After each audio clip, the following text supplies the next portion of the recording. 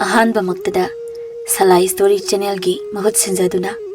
Panthoi Mangang na mayambu taramna oksabaga loinana ikoknona khurumjari ngasi su mayamgi damakta nungairaba phunga wari ama puduna lakjare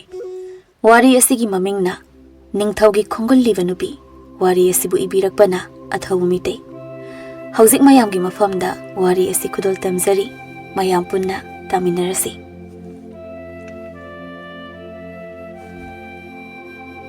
Sor holiba mi ngaktani Ningthou khaidembana umathakta mi singdu makhongdu mathakta yalaga thang masa masa na hullaga yengba sanaribado Ningthou khaidembagi thangna langbada yaliba nipa amagi mamita joblawna yungi nipa du phring phring kawi senapatina Ningthouda Ningthou sigi mi khwat sidi papuni Ningthouna hatbagi hatba chaploi mane khushi manadabagi wani Hingna makok yung na yaliba nipa amana ay nakoy na hariba misingdo ay hingat jangge adobo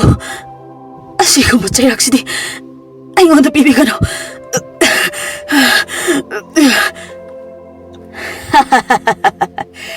kari hayang pawagi manungda noigi matam loiraba sida ay soidina hingat hanba ngamnaba hotnajagi Ningthou siningbadi oidrini moise aigi mihat thiba sida ay nangi khongloi amase makokse hingna mai thage nang yengo makokse khak mai thagadabani nang masigi chairak asi pamdrabadi aina hairibadu ya Ningthouna nipa amasu magi makoktu yungna yalaga mai thagalei makok mapada mai gorong tharaga makok mai chaaba nipadu phring phring kauraga kapaga lauri aduga Ningthouna hatkadaraba nipa amada lanwi singna kaisum sangda jingboi thangboi pusilei nipadasu phurisulita masada ihingna hingsana mangak tekthagei sor hole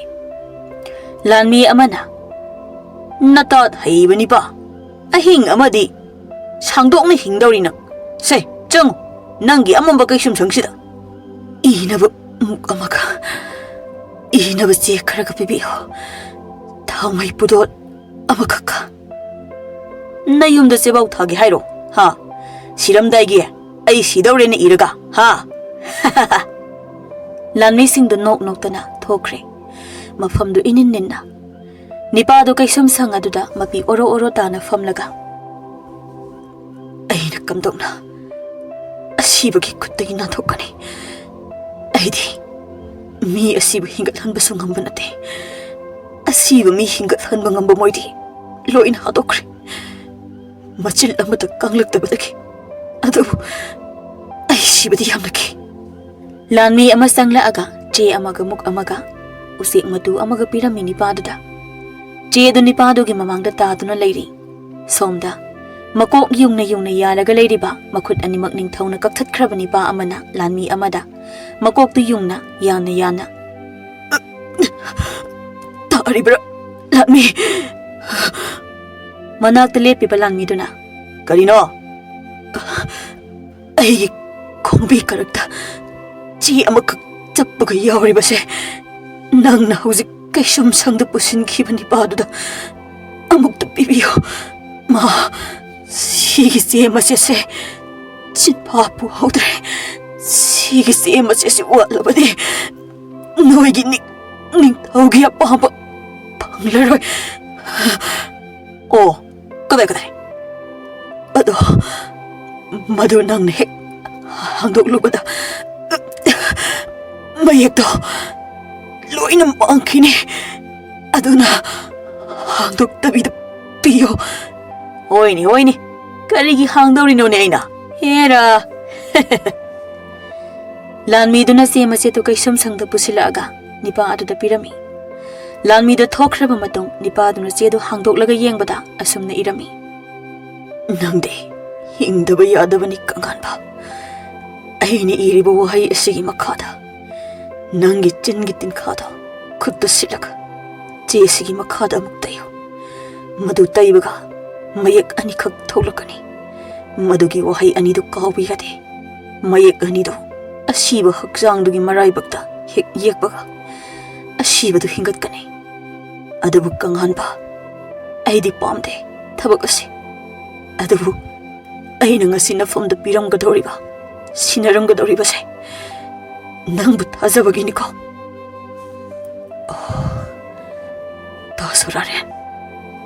Dasuraren gisidi aingon da piram naba hana na iraga thamnaba oire ko chese nongan baga lanmi khara kangan bagi manakta changki haujik ningthau gi manakta senapati yauna lanmi khara su leiri senapati na kari namita konongda hansigi ningtho asiba lining bado loini hingat halaga thabuk tu pang thoklaba matung hangadabani aina hairiba leibak manungda leiba yamna luba komjaw aduda thawai mirenda aigi khubam nungda aina budi wari lairik da khangle adubu aruba asukpa yumuk jawba komjaw aduda kari leibage haibado moide su yenghangadabani adudi kasum sangda phajilaga thamba mi amani oina thadabana pharoidre ningthau Ningthau du lanmi aduda yenglaga noi khar kum lanmi du swai lawi arembagi haizarure khali kangan badu makhong da yalaga ningthau na kangan bada thang na makok tu hunmi sanagada bagi tawri ngarang han yalhauba mi singdudi makoki saruk maina pungtum tumna thadok lamba mamita thang na yung lamba makut ani yawram daba makok yawram daba amadi mabukta thangsang taramuk lingsilaga yalaga thamba su leiri aduga kangan basu makhongdu yalaga ningthaudu ta asangba ma pairaga kangan bada lepaga mapatamaga moroi bakta chap chana yungbu ngamra yenge tawni senapati yali mi sha haife nomo ta sikut chumra yenge hullaga iningthau magi changyeng ama mi hinghanbagi changyengdu o mara mi hinghange ahing amagi matam piu haibdo hoi mani ningthau ma amadi thabak si pangthok hanba oithokadaba mali aidi kamai khanglu nege ma di tumin adum leiraga wadi ngangdana ining thongna maya da phibun namla thamlaga hoine maya se phibun namine hai phibul si kanana nami ha lanmi sha lanmi amana aikhoina makhong se chingkhatla yanbada ining thongna lawroktanaba phibul namu tumba hawalaga panglaw da lawrakani na aikoi da phibul nam hankhibani aina kawgan basida hoine maadi tummi kan yan bani ko aina phare magi mi hingal hanba angamba changyeng do tawrsi kana sihalaga kana bu hingan sige ha lanmisha ining thau nipa se siba tari phibul si hanamta lokthok bigisi mami se kainom tawna sangdok laga mamai mamit makhori se singli ngakta ngaire adudi lokthodana laibak si karigino nikli base sidi ma oma matawna nikli senapati ining thau aikhoina leiriba singse phajana nikli ining thau senapati ga ning thau ga du konsinaraga leiringaida yamna lapna chingmachin tum thrik tumba awangba ama yam kanna pokhairi badu maigi singni lanmi singdusu amaga konsinaba upambi da khara konsin leibak da khara up onthokna nokningba maong haibadu oirami moigi maong singdo ningthauna korino sidi senapati ining thau maigi sing pokhai bahari badu asini aikhoina leiriba mafam sisu asumna pokhairakpa tamba ngamde madudi soire madu yade hai kana lei mi hinganba ngamani pa sai aigi mafamdu da puraga sasi ningthauna kangan badu yamna chawba yungbi achau taramuk yungba chingdungumba mafam amada puraklami aduga yungbi amamamda ngaduna siraga leiriba lainingba manba makoi marang chomlaba lawai lutonda sambul kiba mi oising adugi manakta mi oi mayamdu lepaga ningthauna kangan bada ai siba kiba ni pa adudi moi tara sidagi mi ama han hingalo kariguma mi ama hek hinganba ngamlaba nang aigi asanba manai oina thamgani karigumba aigi sangyeng simai thiraba nang aina leiba ki leinong du leiba akiba mafamdu thada duna hatkani aina mafamdu thada kiba mi amata natai san sikhiba nate akiba thawai ꯇꯝꯅꯔꯥꯏꯅ ꯇꯝꯊꯤꯅ ꯀꯤꯍꯟ ꯈꯪꯍꯟꯗꯨꯅ ꯍꯥꯠꯀꯗꯧꯔꯤꯕꯅꯤ ꯀꯥꯡꯍꯟꯕꯅ ꯃꯈꯣꯏꯁꯤꯡꯁꯤꯗꯤ ꯂꯥꯏꯅꯤꯡꯕ ꯉꯥꯛꯇ ꯅꯠꯇ꯭ꯔ ꯏꯅꯤꯡꯊꯧ ꯃꯥꯅꯤꯅꯦ ꯎꯕꯗ ꯈꯪꯗ꯭ꯔꯣ ꯁꯤꯁꯦ ꯑꯃ ꯍꯤꯡꯍꯜꯂꯣ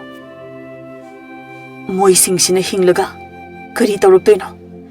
ꯑꯗꯨꯒ ꯃꯣꯏꯁꯤꯡꯁꯤ ꯀꯔꯤꯒꯤ ꯀꯔꯝ ꯍꯥꯏꯅ ꯁꯤꯔꯤꯕꯅꯣ ꯍꯩ ꯅꯪꯒꯨꯝꯕ ꯇꯨꯃꯤꯠ ꯀꯥꯡ ꯑꯃꯅ ꯑꯩꯉꯣꯟꯗ ꯋꯥꯍꯪ ꯍꯪꯕ ꯌꯥꯕ꯭ꯔꯥ ꯂꯥꯟꯃꯤ ꯑꯃ ꯃꯇꯣꯝꯇ ꯃꯁꯤꯒꯤ ꯁꯤꯅꯝꯅꯕ ꯃꯤꯁꯤꯁꯨ ꯁꯨꯝ ꯍꯪꯅ ꯂꯩꯌꯦ ꯁꯦꯅꯥꯄꯇꯤꯅ ꯀꯪꯍꯟꯕꯗ ꯑꯗꯨ ꯑꯗꯥ ꯇꯧꯗꯨꯅ ꯂꯩꯔꯦ ꯑꯃꯨꯛ ꯅꯪꯁꯨ ꯍꯦꯔꯥ ꯑꯩꯈꯣꯏꯒꯤ ꯍꯦꯛ ꯃꯥꯡꯗ ꯂꯩꯔꯤꯕ ꯂꯥꯏꯅꯤꯡꯕꯁꯦ ꯑꯁꯤ ꯍꯥꯟꯅ ꯑꯃꯨꯛꯇ ꯍꯤꯡꯍꯜꯂꯨ ꯃꯥꯅ ꯍꯤꯡꯂꯛꯂꯒ ꯏꯅꯤꯡꯊꯧꯅ ꯄꯥꯝꯂꯤꯕ ꯑꯃꯗꯤ ꯂꯥꯏꯅꯤꯡꯕꯁꯤꯅ ꯄꯥꯝꯂꯤꯕꯗꯣ ꯂꯣꯏꯅ ꯈꯪꯉꯅꯤ ꯅꯣꯏꯒꯤ ꯅꯤꯡꯊꯧꯁꯦ ꯑꯐꯕ ꯃꯤꯗꯤ ꯅꯠꯇꯦ ꯑꯗꯨꯅ ꯑꯐꯕꯗꯤ ꯀꯩꯁꯨ ꯇꯧꯔꯛꯂꯣꯏ ꯑꯦ ꯃꯁꯤ ꯍꯥꯠꯂꯣꯏ ꯍꯥꯏꯕꯗꯒꯤ ꯋꯥ ꯉꯥꯡꯉꯤꯅꯦ ꯅꯪ ꯍꯥꯠꯇꯣꯛꯎꯔ ꯑꯗꯨꯗꯤ ꯍꯥ ꯀꯪꯍꯟꯕꯗꯨ ꯉꯥꯏꯍꯥꯛ ꯇꯨꯃꯤꯟꯅ ꯂꯩꯔꯝꯂꯒ ꯅꯣꯏꯅ ꯍꯥꯠꯈ꯭ꯔꯕ ꯑꯍꯜꯁꯤꯡ ꯑꯗꯣ ꯃꯤ ꯍꯤꯡꯍꯟꯕ ꯉꯝꯕ ꯑꯃꯠꯇ ꯅꯠꯇꯦ ꯑꯩ ꯈꯛꯇꯅꯤ ꯃꯤ ꯍꯤꯡꯍꯟꯕ ꯉꯝꯕꯒꯤ ꯂꯩꯋꯥ ꯄꯥꯏꯔꯤꯕ ꯐꯔꯦ ꯑꯩ ꯂꯥꯏꯅꯤꯡꯕ ꯑꯃꯗꯤ ꯍꯤꯡꯍꯜꯂꯒꯦ ꯑꯗꯨꯕꯨ ꯀꯔꯤꯒꯨꯝꯕ ꯅꯣꯏꯅ ꯑꯐꯕ ꯉꯥꯛꯇ ꯇꯧꯔꯛꯂꯕꯗꯤ ꯂꯣꯏꯅ ꯍꯤꯡꯍꯟꯒꯦ ꯐꯠꯇꯕ ꯇꯧꯔꯛꯂꯒꯗꯤ ꯑꯩ ꯃꯗꯨ ꯉꯝꯂꯣꯏ ꯌꯨꯝꯃꯨꯛ ꯆꯥꯎꯅ ꯃꯈꯨꯜ ꯍꯣꯕ ꯂꯩꯕꯥꯛ ꯃꯅꯨꯡꯗ ꯆꯪꯈꯤꯕ ꯃꯈꯨꯜ ꯑꯃ ꯂꯩ ꯃꯗꯨ ꯉꯁꯤꯗꯒꯤ ꯆꯍꯤ 2000ꯒꯤ ꯃꯃꯥꯡꯗꯒꯤ ꯃꯈꯨꯜ ꯑꯗꯨꯗ ꯀꯅꯥ ꯑꯃꯠꯇ ꯆꯪꯗꯨꯅ ꯃꯈꯨꯜ ꯑꯗꯨ ꯀꯔꯤꯅꯣ ꯍꯥꯏꯕ ꯊꯤꯖꯤꯟꯕ ꯉꯝꯗꯅ ꯂꯩꯔꯛꯂꯤ ꯃꯗꯨꯒꯤ ꯃꯈꯨꯜꯗꯨꯕꯨ ꯊꯤꯖꯤꯟꯕ ꯑꯃꯗꯤ ꯈꯪꯗꯣꯛꯄ ꯉꯝꯕ ꯂꯥꯏꯅꯤꯡꯕ 10 ꯃꯐꯝꯁꯤꯗ ꯂꯩ ꯍꯥꯏꯅ ꯑꯩꯒꯤ ꯃꯪꯂꯥꯟꯗ ꯅꯨꯃꯤꯠ 15 ꯍꯥꯏꯔꯝꯃꯤ ꯑꯗꯨꯕꯨ ꯂꯥꯏꯅꯤꯡꯕꯁꯤꯡ ꯑꯁꯤꯗꯤ ꯑꯩꯅ ꯃꯁꯛ ꯈꯪꯗꯕꯅ ꯂꯣꯏꯅ ꯍꯥꯠꯂꯨꯔꯦ ꯍꯥꯏꯗꯤ ꯃꯐꯝꯁꯤꯗ ꯑꯩꯅ ꯂꯥꯛꯄꯗ ꯂꯥꯏꯅꯤꯡꯕꯁꯤꯡ ꯑꯁꯤ ꯂꯣꯠꯂꯤ ꯃꯁꯛ ꯂꯣꯠꯇꯨꯅ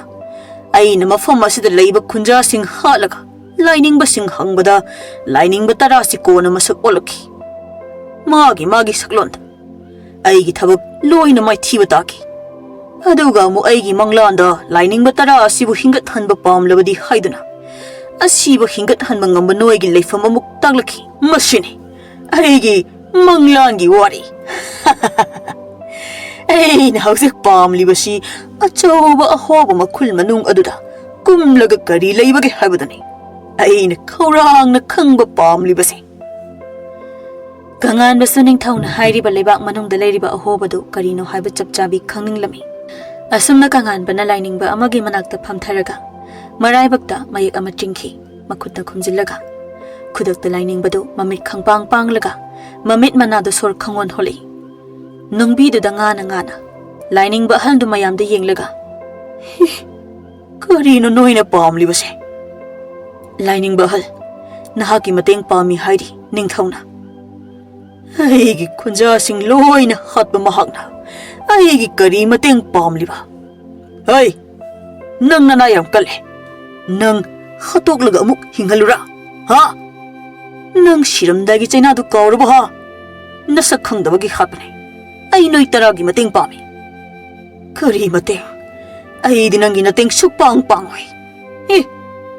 ꯃꯁꯤ ꯑꯅꯝ ꯌꯥꯝ ꯀꯜꯂꯤꯅꯦ ꯃꯁꯤ ꯊꯥꯡꯁꯤꯅ ꯃꯉꯛ ꯁꯝꯁꯦ ꯌꯦꯟꯗꯦꯝ ꯍꯥꯏꯕꯗꯣ ꯀꯪꯍꯟꯕꯅ ꯑꯅꯤꯔꯛ ꯁꯤꯔꯗꯤ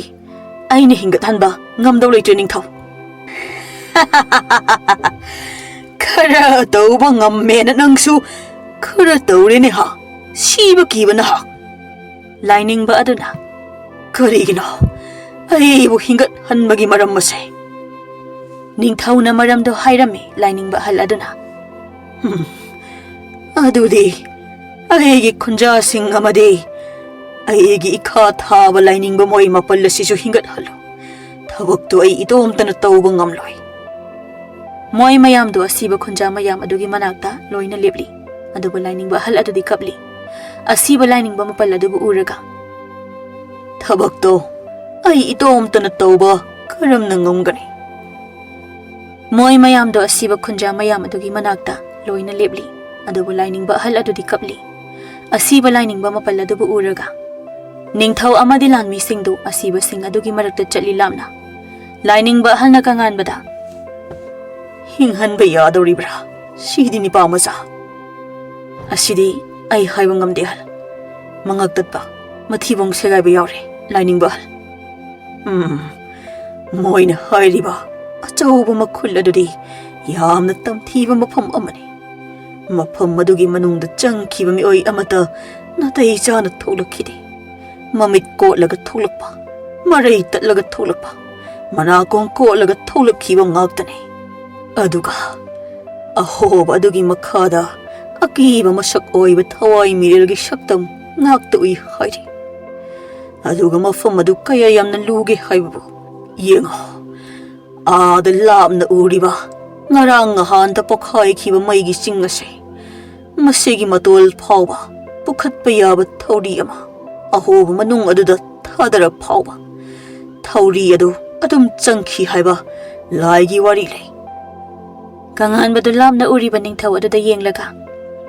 ꯑꯗꯣ ꯅꯤꯡꯊꯧꯗꯤ ꯃꯅꯨꯡꯗꯨꯗ ꯂꯩꯔꯤꯕꯗꯨ ꯀꯔꯤꯅꯣ ꯍꯥꯏꯕ ꯈꯪꯂꯤ꯫ ꯃꯅꯨꯡꯗ ꯃꯥꯒꯤ ꯑꯣꯏꯕ ꯌꯥꯕ ꯀꯥꯟꯅꯕ ꯃꯇꯤꯛ ꯃꯌꯥꯏ ꯂꯩꯕ ꯄꯣꯠ ꯑꯃ ꯂꯩ ꯍꯥꯏꯕ ꯃꯥ ꯈꯪꯂꯤ꯫ ꯑꯗꯨꯅꯅꯦ ꯃꯥꯅ ꯑꯗꯨꯝ ꯀꯜꯂꯤꯕꯁꯦ꯫ ꯌꯦꯡꯂꯁꯤ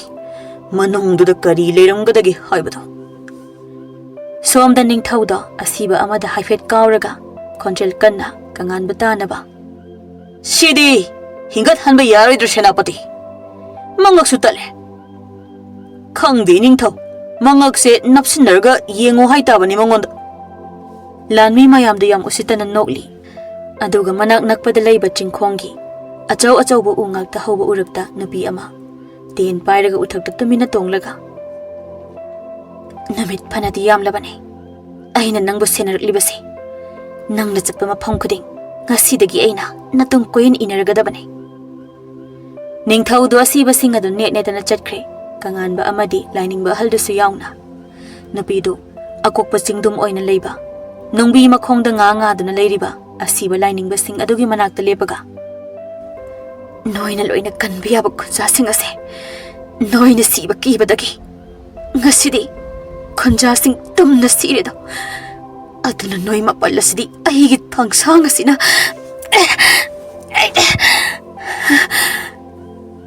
ꯅꯨꯄꯤꯗꯨꯅ ꯑꯁꯤꯕ ꯂꯥꯏꯅꯤꯡꯕ ꯃꯄꯜ ꯑꯗꯣ ꯃꯉꯛ ꯂꯣꯏꯅ ꯀꯛꯊꯠꯂꯝꯃꯤ꯫ ꯑꯗꯨꯒ ꯅꯨꯄꯤ ꯑꯗꯣ ꯑꯃꯨꯛ ꯆꯠꯈꯤ꯫ ꯍꯧꯖꯤꯛ ꯀꯉꯥꯟꯕꯅ ꯐꯠꯈꯤꯗ꯭ꯔꯕ ꯂꯥꯏꯅꯤꯡꯕꯗꯨ ꯍꯤꯡꯒꯠꯍꯜꯂꯨꯕꯒꯤ ꯑꯃꯨꯛꯀꯁꯨ ꯑꯋꯥꯕ ꯇꯥꯒꯗꯧꯔꯦ ꯂꯥꯏꯅꯤꯡꯕꯗꯨ ꯃꯁꯥ ꯃꯇꯣꯝꯇ꯫ ꯑꯗꯨꯕꯨ ꯂꯥꯏꯅꯤꯡꯕ ꯇꯔꯥ ꯍꯥꯠꯂꯤꯕꯗꯨꯗꯤ ꯅꯨꯄꯤꯗꯨꯅꯅꯤ꯫ ꯃꯔꯝꯗꯤ ꯂꯩꯕꯥꯛ ꯑꯗꯨꯒꯤ ꯑꯆꯧꯕ ꯃꯈꯨꯜ ꯑꯗꯨꯗ ꯅꯤꯡꯊꯧꯒ ꯃꯥꯟꯅꯔꯒ ꯐꯠꯇ꯭ꯔꯕ ꯊꯕꯛ ꯀꯌꯥ ꯇꯧꯔꯛꯀꯅꯤ ꯈꯪꯕꯗꯒꯤ ꯂꯥꯏꯅꯤꯡꯕꯁꯤꯡ ꯑꯗꯨ ꯄꯨꯛꯆꯦꯜ ꯄꯤꯛꯄꯅꯤꯅ, ꯑꯗꯨꯒ ꯁꯤꯕ ꯀꯤꯕ ꯂꯥꯏꯅꯤꯡꯕ ꯃꯣꯏ ꯇꯔꯥꯅ ꯅꯤꯡꯊꯧꯒꯤ ꯃꯤꯆꯪ ꯆꯪꯈꯤꯕꯗ ꯅꯠꯇꯅ ꯅꯤꯡꯊꯧꯅ ꯈꯨꯟꯖꯥꯁꯤꯡ ꯂꯣꯏꯅ ꯍꯥꯠꯇꯣꯛꯈꯤꯕꯅꯤ꯫ ꯅꯤꯡꯊꯧꯅ ꯈꯨꯟꯖꯥꯁꯤꯡ ꯍꯥꯠꯂꯤꯕ ꯑꯁꯤꯁꯨ ꯈꯨꯟꯖꯥꯁꯤꯡꯅ ꯂꯥꯏꯅꯤꯡꯕ ꯃꯣꯏ ꯇꯔꯥꯗꯨ ꯍꯥꯠꯀꯦ ꯇꯧꯕꯒꯤꯅꯤ꯫ ꯇꯥꯡꯖꯂꯦꯝ ꯍꯥꯏꯔꯤꯕꯤ ꯁꯔꯤꯠ ꯁꯔꯥ ꯍꯩꯔꯕꯤ ꯅꯨꯄꯤ ꯑꯁꯤꯈꯛ ꯍꯤꯡꯍꯧꯕꯅꯤ꯫ ꯃꯁꯥꯗꯨ ꯁꯔꯤꯠ ꯁꯔꯥ ꯇꯧꯔꯒ ꯆꯦꯟꯈꯤꯕꯅꯤ꯫ ꯑꯗꯨꯒ ꯀꯩꯁꯥꯜ ꯑꯃꯅ ꯀꯟꯕꯤꯈꯤꯕꯅꯤ꯫ ꯇꯥꯡꯖꯂꯦꯝꯗꯨ ꯁꯨꯔꯨꯡ ꯑꯃꯒꯤ ꯃꯅꯨꯡꯗ ꯃꯥꯒ ꯈꯣꯡꯂꯣꯏ ꯑꯣꯏꯕ ꯀꯩꯁꯥꯜꯗꯨꯒ ꯁꯥ ꯃꯥꯟꯕ ꯎꯆꯦꯛ ꯑꯃ ꯃꯩꯗ ꯂꯧꯔꯒ ꯐꯝꯂꯤ꯫ ꯇꯥꯡꯖꯂꯦꯝꯅ, ꯑꯁꯨꯛꯄ ꯑꯆꯧꯕ ꯃꯈꯨꯜ ꯑꯗꯨꯗ ꯑꯐꯕꯗꯤ ꯀꯩꯁꯨ ꯂꯩꯔꯔꯣꯏ꯫ ꯃꯔꯝꯗꯤ ꯐꯠꯇꯕ ꯃꯤꯅ ꯑꯐꯕ ꯄꯣꯠ ꯀꯩꯁꯨ ꯊꯤꯔꯛꯇꯧ ꯅꯠꯇꯦ ꯏꯄꯥ ꯀꯩꯁꯥꯜ꯫ ꯏꯄꯥ ꯏꯄꯨꯁꯤꯡꯅ ꯍꯥꯏꯔꯝꯕꯗ ꯂꯩꯕꯥꯛ ꯑꯗꯨꯒꯤ ꯃꯈꯨꯜ ꯃꯅꯨꯡ ꯑꯗꯨꯗ ꯀꯨꯝꯈꯤꯕ ꯃꯤ ꯑꯃꯠꯇ ꯅꯥꯇꯩ ꯆꯥꯅ ꯀꯥꯈꯠꯂꯛꯈꯤꯗꯦ ꯍꯥꯏꯔꯝꯃꯤ꯫ ꯑꯗꯨꯒ ꯂꯣꯏꯅ ꯁꯤ ꯍꯥꯏꯔꯤ꯫ ꯃꯅꯨꯡ ꯑꯗꯨꯗ ꯑꯀꯤꯕ ꯇꯥꯏꯕꯪꯄꯥꯜ ꯑꯃꯗꯤ ꯁꯣꯏꯗꯅ ꯂꯩꯔꯝꯒꯅꯤ ꯍꯥꯏꯔꯝꯃꯤ꯫ ꯑꯗꯨꯕꯨ ꯃꯈꯣꯏꯁꯤꯡ ꯑꯗꯨꯅ ꯀꯔꯤꯒꯨꯝꯕ ꯃꯄꯥꯜ ꯊꯣꯔꯛꯂꯕꯗꯤ ꯊꯋꯥꯏ ꯄꯥꯟꯕꯁꯤꯡ ꯑꯁꯦ ꯑꯃꯠꯇ ꯍꯤꯡꯗꯕꯁꯨ ꯌꯥꯏ ꯍꯥꯏꯔꯝꯃꯤ ꯃꯈꯣꯏꯅ꯫ ꯉꯁꯤꯗꯒꯤ ꯆꯍꯤ 1,000ꯒꯤ ꯃꯃꯥꯡꯗ ꯀꯣꯂꯣꯏ ꯀꯧꯕ ꯅꯤꯡꯊꯧ ꯑꯃꯅ ꯆꯥꯎꯔꯕ ꯃꯈꯨꯜꯗꯨ ꯃꯦꯟꯒꯦ ꯇꯧꯕꯗ ꯅꯤꯡꯊꯧꯗꯣ ꯑꯃꯝꯕ ꯃꯐꯝ ꯑꯗꯨꯗ ꯊꯕꯛ ꯁꯨꯕ ꯑꯃꯗꯤ ꯂꯥꯟꯃꯤꯁꯤꯡꯗꯨꯒ ꯄꯨꯟꯅ ꯆꯤꯡꯊꯈꯤ ꯍꯥꯏꯅ ꯂꯥꯏꯔꯤꯛꯇ ꯋꯥꯔꯤ ꯑꯣꯏꯅꯁꯨ ꯏꯔꯝꯃꯤ꯫ ꯀꯩꯁꯥꯜ ꯑꯗꯨꯅ, ꯂꯥꯏꯅꯤꯡꯕ ꯑꯃꯗꯤ ꯍꯤꯡꯈ꯭ꯔꯦ ꯏꯕꯦꯝꯃ, ꯃꯇꯤꯛ ꯃꯌꯥꯏ ꯂꯩꯕ ꯂꯥꯏꯅꯤꯡꯕꯅꯤ꯫ ꯑꯗꯨꯒ ꯅꯤꯡꯊꯧꯒ ꯃꯥꯒꯅ ꯅꯍꯥ ꯑꯗꯨꯗ ꯑꯣꯏꯗꯕ ꯋꯥ ꯍꯥꯏꯖꯤꯟꯗꯨꯅ ꯃꯤꯅꯝꯕꯤꯔꯤ꯫ ꯑꯃꯨꯛ ꯃꯥꯕꯨ ꯅꯤꯡꯊꯧꯅ ꯍꯥꯠꯄꯅꯦꯁꯨ ꯍꯥꯏꯖꯤꯟꯕꯤꯔꯤ꯫ ꯑꯗꯨꯅꯤ ꯏꯄꯥ ꯀꯩꯁꯥꯜ, ꯐꯠꯇꯕ ꯄꯣꯠ ꯅꯠꯇ꯭ꯔꯒ ꯃꯐꯝ ꯑꯃ ꯃꯣꯏꯒꯤ ꯈꯨꯠꯇ ꯇꯥꯕ ꯍꯥꯏꯕꯁꯦ ꯃꯥꯂꯦꯝ ꯇꯥꯏꯕꯪꯄꯥꯜ ꯑꯁꯤꯗ ꯂꯩꯔꯤꯕ ꯊꯋꯥꯏ ꯄꯥꯟꯕ ꯈꯨꯗꯤꯡꯃꯛ ꯃꯔꯨ ꯌꯥꯎꯅ ꯃꯨꯠꯀꯗꯧꯔꯤꯕꯅꯤ꯫ ꯑꯗꯨꯅ ꯃꯤ ꯍꯤꯡꯒꯠꯍꯟꯕ ꯅꯍꯥꯁꯦ ꯍꯥꯟꯅ ꯑꯃꯨꯛꯇ ꯋꯥꯈꯜ ꯇꯥꯍꯟꯕ ꯑꯃ ꯆꯪꯉꯤ ꯏꯄꯥ ꯀꯩꯁꯥꯜ꯫ ꯑꯁꯦꯡꯕ ꯇꯟꯖꯥ ꯌꯦꯡꯁꯤ꯫ ꯅꯨꯃꯤꯗꯥꯡ ꯑꯣꯏꯍꯟꯁꯤ ꯃꯇꯝꯗꯣ꯫ ꯀꯥꯏ, ꯅꯪꯒꯤ ꯁꯥ ꯃꯥꯟꯕ ꯎꯆꯦꯛ ꯑꯔꯧꯕꯗꯣ ꯆꯥꯊꯣꯛꯁꯤ, ꯄꯨꯛꯁꯤ ꯂꯥꯝꯕꯅ ꯈꯣꯡꯂꯦ꯫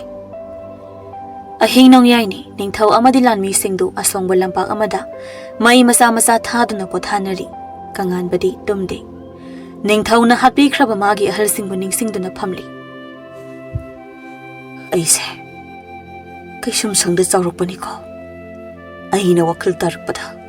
Ningthou gi langfa oiram laba basina kaisum sangda leikhidraba matung tada hoi kura hoina aibu kaisum sangda nakon birakhibani aduba Ningthou nangna nangi kanaba phangde haiduna aigi ahal singbu minungsi amatta leitana kayada tamthina otpi nei biduna khatuk piraba adubu tada kura noi su naring jaldi phasana khaiko Ningthou sida chin khita phau kanglamdana thawaina pontha pi khidako adubu aina na khoigi laman khumdana ai Ningthou gi manaktagi khak lapthokloi minai sarabasu mangonda naptuna asingba tanja lungkhigani oh mai gi sing pokhaiba oidoribra ada machin tumba chingama maikhu amadi maibul kana pokhairibase onthok laman khibana khonjel tadrabasu chingdol sidagi mai kapthorpa ubasi kayada phajaribana haira khara chasilubagi khong amuk hamning leene kangan badale khatpaga lanmi amana cheladina thoi mangje sani bo oh phare dudi ai soida dum tawsilage kangan badamana seliba phidu chingthage tawbaga Ningthou na lawri hey ngaura anu ibo nungsit mairam yenglaga phammu koibo kangan badu asongbu marakta phamlingai magi tungda sor sor lawbu makhol amatai kangan badu kina lawri korino kanano ki handu oirabadi mafam ama khangna ki halo marak mayagi khuki hanadudi ai kaya kaidawdi somda Ningthou na senapati da kana aduna mana lawri sina ha senapati kiriba kaidu oiramali ne magise korino lanmi singsina somda phina manaton khumlaga loina laisina Ningthou nungsit mairam taramale adugi somda lakpu oidorini hoine manam si haipet chairap na lakpagum tawine hai noi mai si khar kana thawhe manam si hatsi kangan bado famlingai magi machindu mi amana satlawna menki aduga soro soro lawna chinglaga puki kangan bado mamit mana satkhei ik hairaga makhongdu kaw kawduna laibakta soro soro chingli somda su Ningthou adu tongkhre lanmi singsu magi magi thokpa mondrang amada loina leinari kanana kari tawnarige amata khangnadakhei kangan badu kaisal achauba magi manakta tumina tangza lembida yenglaga kangan badu kaisal achauba magi manakta tumina tangza lembida yenglaga phamli nangsu lainingba moigumna wakhal piklaba nangsu aina hatoe wagi wa phajana ngangbiuda mi loinagi hairadi mi themba haiba amusu changi noi nupidi nupa themba yam haidai aduna aisu themo shaw noi bungo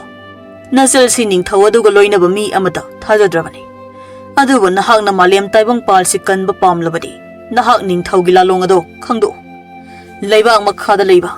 aruba makhul aduda kari leibage haibadu madu aikhoi amukta khangsi aduga madugi thabakto ngamgadaba mi adudi lining bani pa adu khaktani adu noibu aina khong hamikan aigi tungda leidubu manam gamta namdro khetpa chambaga amta tahunda khai kaisalda tangzalemda yam tanna yenglaga tuminna lei aikhoina hairise nang wakhal tare ko Ningthou se phattaba wakhal khanbada marau sing lamba leitaba mini aduna nang wakhal khalu ko ibung yari ba kaisal mabu mafamdu phawba thinbiramo yengbada nupa thongna ude ibungsi yarani ai sum chasakhraki phagi tawraga ibu kidana bo honaido ai khangi makholi tadaba mitnadi uba maigi sing kaya su pokhairi aram arapada aduga Ningthou senapati lanmi sing amadi lining ba ahalga kangan bagadu awang manunggi sing amagi wang madalipli Ningthou na sidi onthong na sang na pak zawre da loksidi sidi karam haina langani lining ba hal adu nong thakte yenglaga ai sumang oina na hayaudre ai khoina mafamdu yobada tha ahum changani ash adu hana khanglam labadi thaurang tawraga laklamba yabani ꯁꯒꯣꯜꯁꯤꯡꯁꯤꯁꯨ ꯆꯥꯗ ꯊꯛꯇꯕꯒꯤ ꯆꯠꯄ ꯐꯥꯎ ꯉꯝꯗꯕ ꯌꯥꯎꯔꯦ ꯁꯤꯔꯕꯅꯤꯅ ꯂꯥꯟꯃꯤꯁꯤꯡꯅ ꯄꯥꯝꯃꯨꯌꯦꯅ ꯆꯥꯊꯣꯛꯈ꯭ꯔꯦ ꯁꯤꯃꯥꯏ ꯇꯧꯔꯁꯤ ꯑꯗꯨꯗꯤ ꯅꯤꯡꯊꯧ ꯑꯩꯈꯣꯏꯅ ꯅꯨꯡꯒꯤ ꯆꯤꯡ ꯑꯅꯤ ꯀꯥꯔꯛ ꯑꯁꯤ ꯂꯥꯟꯅꯕꯒꯤꯗꯃꯛ ꯄꯥꯝꯕꯩ ꯑꯃ ꯈꯟꯅꯕ ꯑꯣꯏꯅ ꯉꯁꯤ ꯅꯨꯃꯤꯠ ꯈꯔꯅꯤꯁꯤ ꯃꯐꯝ ꯑꯁꯤꯗ ꯂꯩꯔꯁꯤ ꯅꯤꯡꯊꯧꯅ ꯃꯇꯣꯝꯇ ꯃꯐꯝꯗꯨ ꯌꯧꯗ꯭ꯔꯤꯀꯥꯟ ꯁꯤꯕꯅ ꯍꯥꯟꯗꯧꯔꯤꯔ ꯈꯪꯗꯦ ꯀꯉꯥꯟꯕꯅ ꯂꯥꯎꯁꯨ ꯂꯥꯎꯃꯟꯈ꯭ꯔꯦ ꯂꯣꯛꯁꯦ ꯅꯨꯡꯁꯥꯅ ꯃꯔꯣꯜ ꯑꯃ ꯁꯥꯕꯒ ꯅꯨꯡꯒꯤ ꯆꯤꯡꯅꯦꯅ ꯅꯥꯄꯤ ꯃꯀꯥ ꯑꯃ ꯐꯥꯎꯕ ꯍꯧꯗꯦ ꯃꯣꯏ ꯃꯌꯥꯝꯗꯨ ꯌꯥꯝꯅ ꯂꯥꯎꯕ ꯅꯨꯡꯒꯤ ꯆꯤꯡ ꯀꯥꯔꯛ ꯑꯗꯨꯗ ꯌꯦꯡꯂꯤꯉꯩ ꯑꯅꯛꯄꯗ ꯃꯩꯒꯤ ꯆꯤꯡ ꯑꯃ ꯁꯥꯊꯤꯕ ꯃꯈꯣꯜ ꯑꯃꯗ ꯂꯩꯕꯥꯛ ꯊꯛ ꯊꯛ ꯅꯤꯡꯅ ꯄꯣꯈꯥꯏꯔꯛꯏ ꯃꯣꯏ ꯃꯌꯥꯝꯗꯨ ꯃꯈꯥꯗ ꯄꯥꯛꯊꯅꯩ ꯃꯤꯀꯨꯞ ꯈꯔꯒꯤ ꯃꯇꯨꯡ ꯅꯨꯡꯒꯤ ꯆꯤꯡ ꯑꯅꯤ ꯀꯥꯔꯛ ꯑꯗꯣ ꯃꯩꯒꯤ ꯆꯤꯡꯗꯒꯤ ꯆꯦꯟꯊꯔꯛꯄ ꯂꯩꯕꯥꯛ ꯑꯃꯗꯤ ꯅꯨꯡꯅ ꯂꯣꯏꯅ ꯃꯦꯟꯁꯤꯜꯂꯛꯏ ꯃꯣꯏ ꯃꯌꯥꯝꯗꯨ ꯍꯔꯥꯎꯅꯩ ꯅꯤꯡꯊꯧꯅ ꯁꯤꯗꯤ ꯌꯥꯝꯅ ꯐꯔꯦꯅꯦ ꯍꯥ ꯃꯌꯥꯝ ꯂꯥꯟꯃꯤ ꯑꯃꯅ ꯁꯤꯗꯤ ꯃꯩ ꯉꯥꯛꯇꯅꯤ ꯅꯤꯡꯊꯧꯅ ꯍꯌꯦꯡꯗꯤ ꯂꯩꯕꯥꯛ ꯂꯣꯏꯅ ꯑꯣꯜꯂꯅꯤ ngasi ahi ngasi madi mafam asida lelasi namidangni mayamdu pothanari maisu phajana chawna ngana thanari magi moi mayamna leiriba mafam adugi wangmada muksuk muba wang zawba matu zom lauba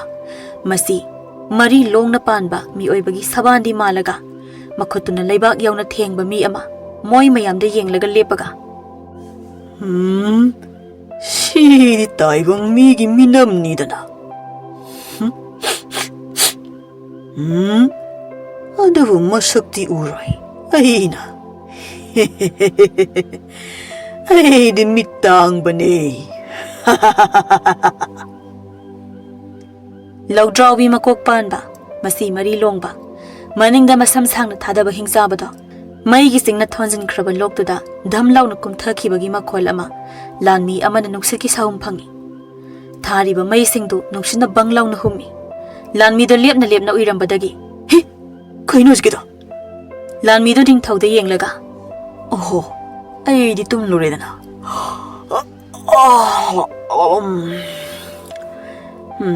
dom to oira mali moi mayam sangi se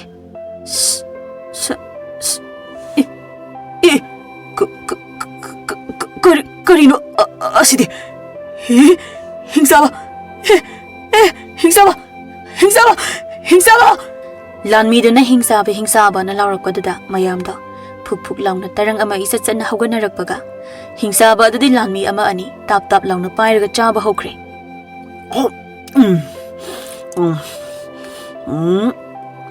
taibong mi sidi yamna yame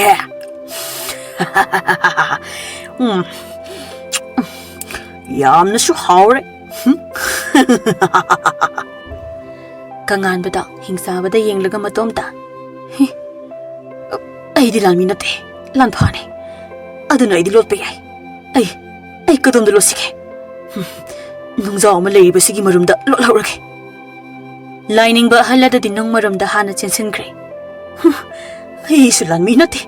moina niklaga purakbane aduna ai su lole ningthaudu hingsaba da yenglaga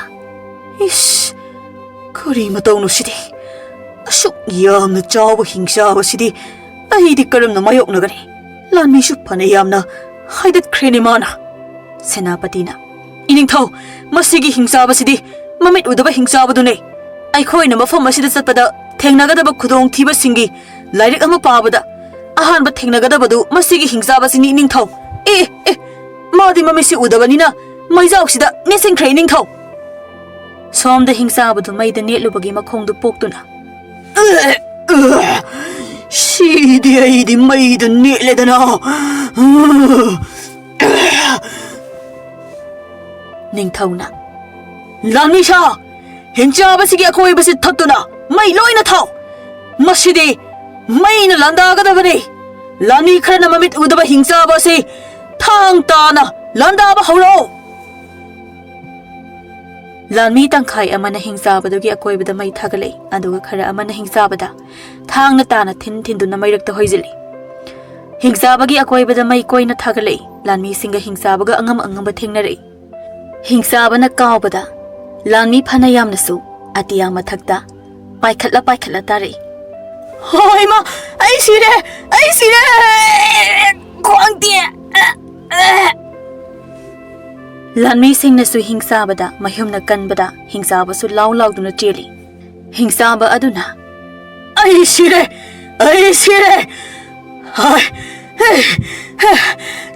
ꯇꯥꯏꯕꯪ ꯃꯤꯁꯤ ꯂꯧꯁꯤꯡ ꯂꯩ ꯇꯥꯏꯕꯪ ꯃꯤꯁꯤ ꯂꯧꯁꯤꯡ ꯂꯩ ꯑꯩꯕꯨ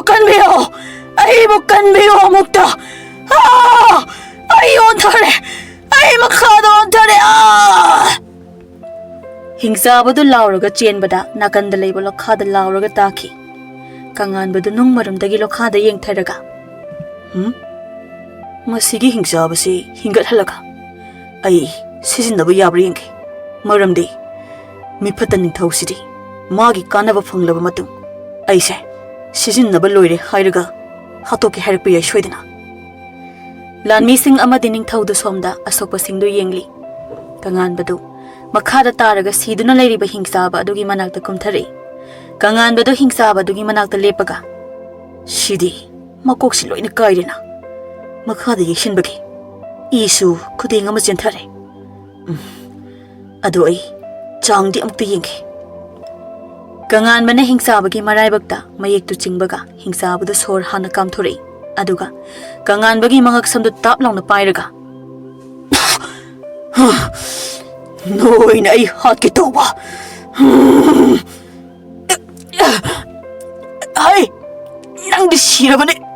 ꯑꯩꯅ ꯅꯪ ꯑꯃꯨꯛ ꯍꯤꯡꯒꯠꯍꯟꯕꯅꯦ ꯑꯩꯉꯣꯟꯗ ꯂꯛꯅꯒꯅꯨ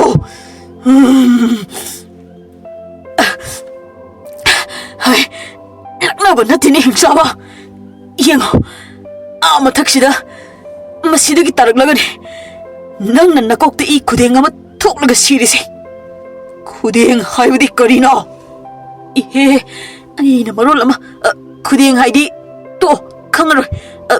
아이수 모이나 파라가 부럭바네 란 파오이나 말람디 모이나 이세 시즌나리 하우직 오 낭시야 시유부 힝긋 한번간바 다이방미 하이부도 와래 아두기 쇼이부 따래 낭부 모이나 란 파오이리시 히 아무턱도 미 아무 이응터럭래 아이 시즌나게고 아무 ꯃꯊꯛꯇꯒꯤ ꯅꯤꯡꯊꯧꯅ ꯂꯥꯎꯊꯔꯛꯏ ꯍꯥꯏ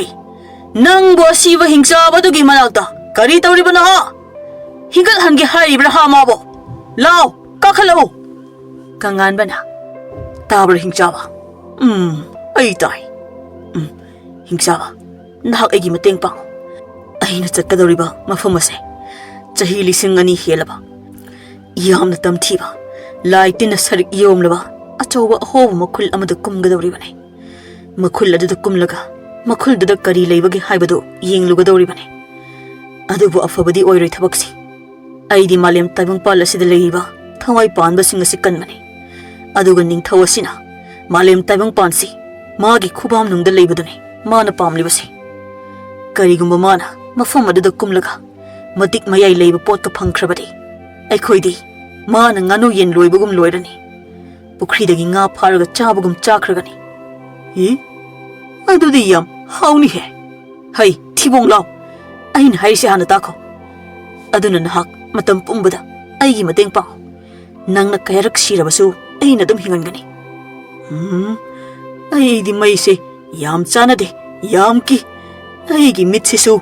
ꯃꯩꯅ ꯎꯍꯟꯈꯤꯗꯕꯅꯤ ꯐꯔꯦ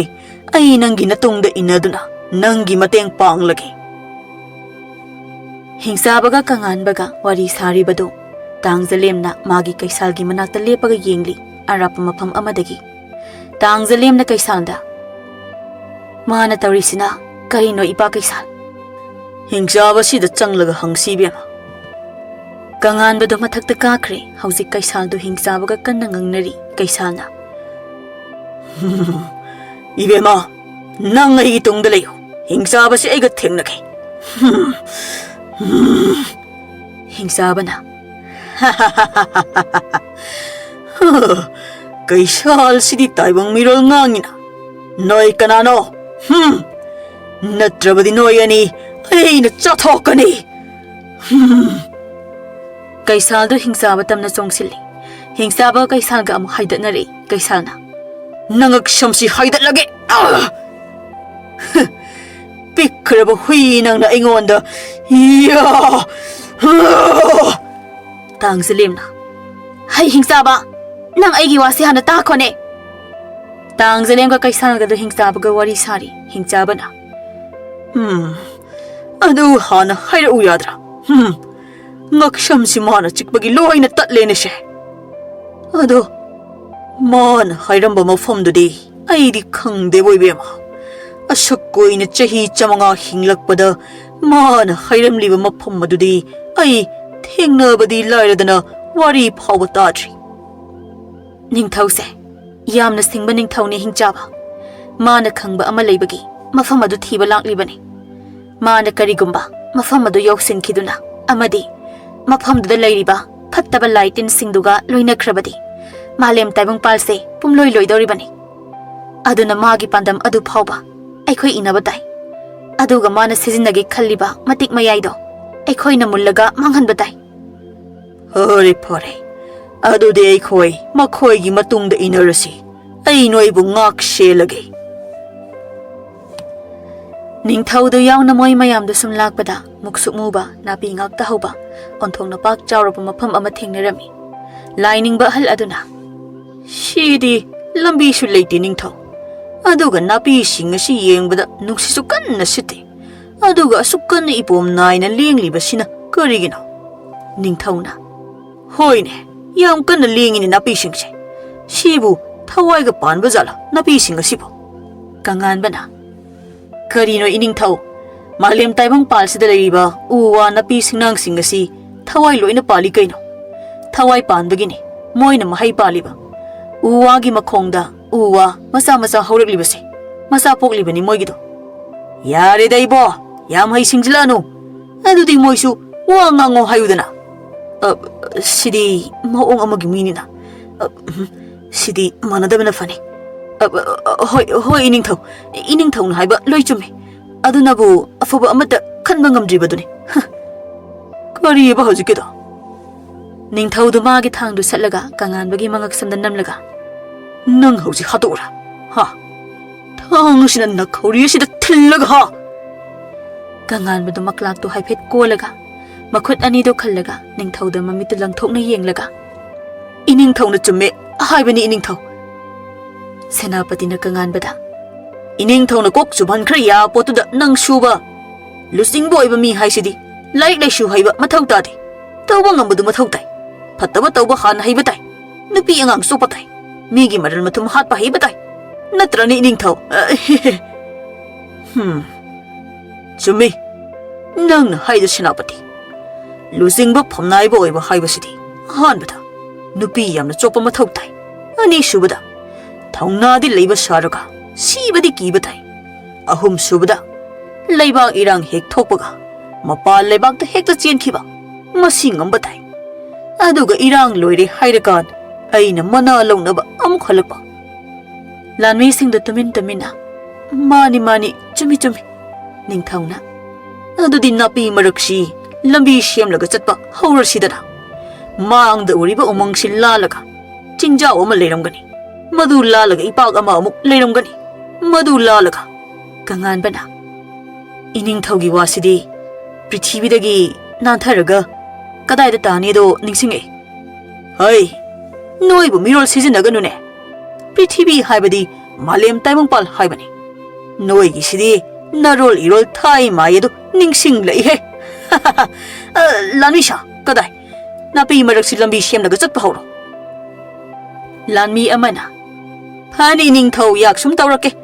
ꯊꯥꯡꯁꯤꯅ ꯍꯦꯛꯇ ꯍꯩ ꯏꯅꯤꯡꯊꯧꯒꯤ ꯂꯝꯕꯤ ꯁꯦꯝꯕ ꯍꯧꯖꯔꯦ ꯌꯥꯛꯅ ꯑꯩ ꯍꯥꯟꯅ ꯍꯦꯛꯇ ꯆꯠꯄ ꯍꯧꯔꯒꯦ ꯂꯥꯎ ꯂꯥꯟꯃꯤꯁꯥ ꯆꯠꯄ ꯍꯧꯔꯁꯤ ꯂꯥꯟꯃꯤꯁꯤꯡꯗꯨꯅ ꯅꯥꯄꯤꯗꯨ ꯍꯥꯏꯗꯠꯂꯒ ꯆꯠꯄ ꯍꯦꯛ ꯍꯧꯕꯒ ꯅꯥꯄꯤ ꯃꯌꯥꯝꯗꯨꯅ ꯂꯥꯟꯃꯤꯁꯤꯡꯗꯨ ꯇꯥꯞ ꯇꯥꯞ ꯂꯥꯎꯅ ꯃꯈꯣꯡꯗ ꯇꯥꯁꯤꯜꯂꯒ ꯍꯦꯛꯇ ꯂꯥꯟꯃꯤꯁꯤꯡꯗꯨꯒꯤ ꯃꯈꯣꯡ ꯃꯈꯨꯠꯇ ꯐꯣꯏꯗꯠꯈꯤ ꯂꯥꯟꯃꯤꯁꯤꯡꯗꯨ ꯋꯥ ꯋꯥ ꯂꯥꯎꯔꯒ ꯅꯥꯄꯤ ꯃꯔꯛꯇꯨꯗ ꯊꯋꯥꯏ ꯊꯥꯏ ꯂꯦꯝꯍꯧꯕ ꯂꯥꯟꯃꯤ ꯑꯇꯩꯗꯨ ꯂꯥꯞꯅ ꯆꯦꯟꯊꯣꯛꯅꯩ ꯀꯪꯉꯥꯟꯕꯒ ꯂꯥꯏꯅꯤꯡꯕ ꯅꯤꯄꯥ ꯑꯗꯨꯒꯁꯨ ꯆꯦꯟꯊꯣꯛꯅꯩ ꯁꯦꯅꯥꯄꯇꯤꯗꯨ ꯅꯤꯡꯊꯧꯗ ꯀꯣꯟꯁꯤꯜꯂꯤ ꯅꯤꯡꯊꯧꯅ ꯍꯦ ꯁꯤꯗꯤ ꯊꯋꯥꯏ ꯄꯥꯜꯂꯤꯅ ꯁꯦꯅꯥꯄꯇꯤꯅ ꯄꯥꯟꯗꯦ ꯏꯅꯤꯡꯊꯧ ꯅꯥꯄꯤꯁꯤ ꯊꯋꯥꯏ ꯄꯥꯟꯗꯦ ꯍꯩ ꯅꯥꯄꯤꯁꯤ ꯊꯋꯥꯏ ꯄꯥꯜꯂꯤ ꯅꯪ ꯀꯩ ꯈꯪꯉꯗꯅ ꯀꯪꯉꯥꯟꯕꯅ ꯄꯥꯟꯗꯦ ꯊꯋꯥꯏ ꯀꯩꯁꯨ ꯄꯥꯟꯗꯦ ꯏꯅꯤꯡꯊꯧ ꯅꯥꯄꯤꯁꯦ ꯑꯗꯨꯅ ꯏꯅꯤꯡꯊꯧꯁꯨ ꯅꯥꯄꯤ ꯃꯔꯛꯁꯤꯗ ꯏꯟꯁꯤꯜꯂꯛꯀꯦ ꯍꯥꯏ ꯐꯥꯒꯤ ꯇꯧꯔꯒ ꯑꯩꯅ ꯉꯥꯏꯍꯥꯛꯀꯤ ꯃꯇꯨꯡꯅꯤ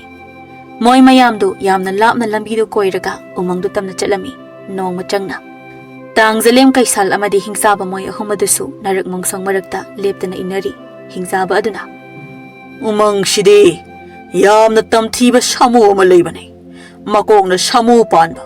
ꯑꯗꯨꯒ ꯃꯁꯥꯅ ꯁꯥꯒꯤ ꯃꯁꯥ ꯑꯣꯏꯕ ꯀꯩꯁꯥꯜꯅ ꯑꯗꯨꯕꯨ ꯃꯣꯏꯒꯤ ꯂꯥꯟꯃꯤꯁꯤꯗꯤ ꯏꯌꯥꯎ ꯌꯥꯎꯗ꯭ꯔꯦꯅꯦ ꯃꯣꯏ ꯈꯔ ꯈꯛ ꯉꯥꯏꯔꯦꯅꯦ ꯑꯁꯤꯅ ꯐꯠꯇ꯭ꯔ ꯏꯄꯥ ꯅꯤꯡꯊꯧꯁꯤ ꯃꯔꯤꯜ ꯌꯦꯡꯁꯤ ꯑꯩꯈꯣꯏ ꯃꯥꯒꯤ ꯃꯇꯦꯡ ꯄꯥꯡꯕ ꯁꯨꯡꯌꯥ ꯌꯥꯗꯦ ꯍꯤꯡꯆꯥꯕ ꯑꯗꯨꯅ ꯑꯩꯗꯤ ꯑꯩꯕꯨ ꯍꯤꯡꯒꯠꯍꯟꯕ ꯅꯤꯄꯥ ꯃꯆꯥ ꯑꯁꯤꯒꯤ ꯃꯇꯦꯡ ꯈꯛ ꯄꯥꯡꯒꯅꯤ ꯅꯣꯏꯗꯤ ꯀꯅꯥ ꯀꯅꯥꯒꯤ ꯃꯇꯦꯡ ꯄꯥꯡꯒꯅꯤ ꯑꯩꯈꯣꯏ ꯑꯅꯤꯗꯤ ꯃꯥꯂꯦꯝ ꯇꯥꯏꯕꯪꯄꯥꯜ ꯑꯁꯤ ꯀꯟꯒꯅꯤ ꯍꯤꯡꯆꯥꯕ ꯑꯣ ꯑꯗꯨꯗꯤ ꯑꯩꯁꯨ ꯃꯥꯂꯦꯝ ꯇꯥꯏꯕꯪꯄꯥꯜ ꯑꯁꯤ ꯀꯟꯕꯗ ꯑꯣꯏꯅ ꯌꯥꯎꯔꯒꯅꯤ ꯅꯤꯡꯊꯧꯒ ꯂꯣꯏꯅꯅ ꯂꯥꯟꯃꯤ ꯈꯔ ꯑꯗꯨꯒ ꯁꯦꯅꯥꯄꯇꯤꯒ ꯀꯉꯥꯟꯕꯒ ꯂꯥꯏꯅꯤꯡꯕꯗꯨꯒ ꯃꯣꯏ ꯃꯌꯥꯝꯗꯨ ꯎꯃꯪ ꯃꯌꯥ ꯌꯧꯅ ꯆꯪꯁꯤꯜꯂꯛꯄꯒ ꯁꯥꯃꯨ ꯑꯃ ꯀꯟꯅ ꯀꯟꯅ ꯈꯣꯡꯕꯒꯤ ꯃꯈꯣꯜ ꯃꯣꯏ ꯃꯌꯥꯝꯅ ꯇꯥꯏ ꯁꯦꯅꯥꯄꯇꯤꯅ ꯏꯅꯤꯡꯊꯧ ꯁꯥꯃꯨꯅꯤ ꯁꯤꯗꯤ ꯑꯗꯨ ꯃꯥꯒꯤ ꯈꯨꯈꯣꯡꯁꯤꯗꯤ ꯁꯥꯃꯨ ꯑꯉꯥꯎꯕꯅ ꯈꯣꯡꯕ ꯃꯥꯟꯗ꯭ꯔꯣ ꯁꯥꯃꯨ ꯑꯉꯥꯎꯕ ꯑꯣꯏꯒꯗꯧꯔꯤꯕꯅꯤ ꯑꯗꯨꯅ ꯂꯥꯟꯃꯤꯁꯤꯡ ꯈꯨꯠꯂꯥꯏꯁꯤꯡꯗꯣ ꯈꯨꯆꯦꯠ ꯆꯦꯠꯅ ꯄꯥꯏꯅꯧꯀꯣ ꯂꯥꯏꯅꯤꯡꯕ ꯑꯍꯜ ꯑꯗꯨꯅ ꯍꯩꯅꯔꯣꯏꯗꯧꯔꯤꯗ ꯑꯣꯏꯕ 이봉모 이반이디 로시고 이반이디 란미 나테 이 레람드니 마데 란미 아마 몽성 마르뜨기 라우르가 센토리 이닝ꯊꯧ 아시디 사무 마곡 반바 마사나 농사 까이기 마사 오이바 사무니니 이닝ꯊꯧ 그리 사무 농사 까이 하이바 까마이 똥니 어디디 에이디 란미사 사 홈지 하나나바 셈 사와이 마하기세 농사가 까이가 사무가니 하이리 ꯂꯥꯟꯃꯤꯁꯤꯡꯗꯨ ꯃꯃꯤꯠ ꯃꯅꯥꯁꯤꯡꯗꯨ ꯊꯛꯇꯣꯛ ꯂꯪꯊꯣꯛꯂꯒ ꯊꯥꯡ ꯇꯥꯁꯤꯡꯗꯨ ꯄꯥꯏꯔꯒ ꯈꯥꯋꯥꯡ ꯂꯩ ꯂꯩꯗꯨꯅ ꯌꯦꯡꯂꯤ ꯅꯤꯡꯊꯧꯒ ꯁꯦꯅꯥꯄꯇꯤꯒꯁꯨ ꯑꯗꯨꯃꯛ ꯇꯧꯔꯤ ꯊꯥꯡꯗꯨ ꯄꯥꯏꯔꯒ ꯁꯦꯅꯥꯄꯇꯤꯅ ꯇꯨꯁꯟꯈ꯭ꯔꯖꯥꯠꯂ ꯁꯥ ꯑꯍꯨꯝꯗꯨꯕꯨ ꯏꯅꯤꯡꯊꯧ ꯍꯣꯏꯅꯦ ꯃꯈꯣꯟ ꯃꯋꯥ ꯇꯥꯈꯤꯗ꯭ꯔꯦꯅꯦ ꯅꯠꯇ꯭ꯔꯒ ꯃꯆꯤꯟꯒ ꯃꯦꯜꯂꯒ ꯆꯪꯂꯛꯂꯤꯖꯥꯠꯂ ꯁꯣꯝꯗ ꯀꯉꯥꯟꯕꯗꯤ ꯎ ꯃꯊꯛꯇ ꯃꯁꯥꯗꯨ ꯊꯛ ꯊꯛ ꯅꯤꯛꯅ ꯁꯥꯃꯨ ꯃꯀꯣꯛ ꯄꯥꯟꯕ ꯅꯣꯡꯁꯥꯗꯨꯅ ꯂꯥꯏꯅꯤꯡꯕ ꯑꯍꯜ ꯑꯗꯨ ꯃꯊꯕꯥꯛ ꯁꯦꯒꯥꯏꯔꯒ ꯃꯉꯛ ꯊꯥꯗꯠꯂꯤꯕꯗꯨ ꯎꯊꯛꯇꯒꯤ ꯌꯦꯡꯊꯔꯒ ꯃꯆꯤꯟꯗꯨ ꯃꯦꯜꯂꯒ ꯀꯞꯂꯤ ꯈꯣꯟꯖꯦꯜ ꯊꯣꯛꯂꯛꯀꯅꯨꯀꯣ ꯀꯉꯥꯟꯕ ꯑꯩ ꯁꯤꯕ ꯌꯥꯗꯦ ꯑꯗꯣ ꯍꯟꯗꯛꯇꯤ ꯂꯥꯏꯅꯤꯡꯕ ꯑꯍꯜꯁꯦ ꯃꯉꯛꯀ ꯃꯁꯥꯒ ꯇꯣꯈꯥꯏ ꯇꯣꯈꯥꯏ ꯇꯥꯈ꯭ꯔꯦ ꯑꯩꯅ ꯀꯟꯕ ꯉꯝꯂꯔꯣꯏ ꯅꯤꯡꯊꯧꯅ ꯀꯔꯤꯅꯣ ꯃꯤꯍꯤꯡ ꯃꯅꯝ ꯅꯝꯂꯛꯂꯤꯕꯁꯤ ꯂꯥꯟꯃꯤꯁꯥ ꯂꯥꯟꯃꯤ ꯑꯃ ꯍꯤꯍꯤ ꯀꯞꯄꯒ ꯃꯐꯝ ꯑꯃꯗ ꯌꯥꯝ ꯀꯤꯅ ꯈꯨꯗꯣꯝꯕꯤ ꯊꯤꯜꯂꯒ ꯏꯅꯤꯡꯊꯧ ꯂꯥꯏꯅꯤꯡꯕ ꯑꯍꯜꯁꯤ ꯁꯥꯃꯨ ꯃꯀꯣꯛ ꯄꯥꯟꯕ ꯑꯃꯅ ꯎ ꯑꯃꯒꯤ ꯃꯈꯣꯡꯗ ꯆꯥꯔꯒ ꯂꯩꯔꯦ